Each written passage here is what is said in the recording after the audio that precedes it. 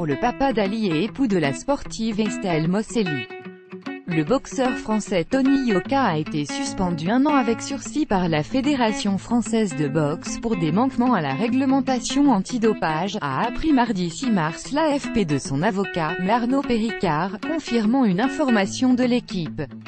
Le champion olympique des lourds à Rio en 2016, passé professionnel depuis, a été sanctionné le 12 décembre 2017 après avoir manqué 4 contrôles inopinés entre juillet 2016 et juillet 2017, dont l'un a toutefois été supprimé par l'Agence française de lutte contre le dopage, AFLD, a précisé M. Péricard. Le premier est intervenu en juillet 2016 alors que Yoka se trouvait dans l'avion de retour d'un stage avec l'équipe de France de boxe dans le Colorado, États-Unis, a-t-il détaillé. Le deuxième, en septembre 2016, s'est produit, dans une période de relâchement de quelques mois où M. Yoka est beaucoup moins rigoureux sur ses obligations, ne sait pas encore quel sens il veut donner à sa carrière et ne sait pas non plus qu'il est encore assujetti à l'obligation de géolocalisation.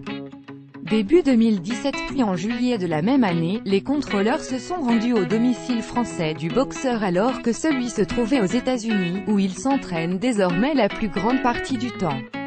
C'est le premier de ces 2 contrôles qui a été supprimé, selon le conseil du boxeur. Chaque fois, c'est une absence de renseignements et de précision, ajoute M. Péricard. Tony Yoka assume complètement, il n'a pas souhaité faire appel de cette sanction.